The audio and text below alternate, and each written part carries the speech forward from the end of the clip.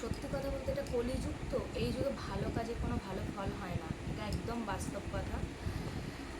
মানে ফেসবুকটা ওপেন করলেই বিশ্বাস করো বন্ধুরা, এত নোংরা নোংরা বাড়ির বউরা ভিডিও করছে, এত খারাপ লাগে দেখতে। বিশ্বাস করো বাচ্চাদের সামনে তো ফোন ওপেন করাই যায় না, মানে এটা ওদের কাছে জল ভাত। আমি বলতে চাই যে বাড়িতে যারা রয়েছে, মানে গার্জিয়ান হিসেবে ধরো হাজবেন্ড রয়েছে, বাবা রয়েছে, বা মা রয়েছে, বা আরও আদার্স যারা আছে, তারা কি বিন্দু ফোঁটা, বা ধরো আত্মীয় স্বজন আছে, তারা কি বিন্দু ফোঁটা এইসব বিষয় নিয়ে বাধা দেয় না তাদেরকে? এত পরিমাণে মানে ভাইরাসের মতো ছড়িয়ে পড়েছে ফেসবুকটা। আগে কিন্তু ফেসবুকে এই ধরনের মানে ভিডিও আসতো না।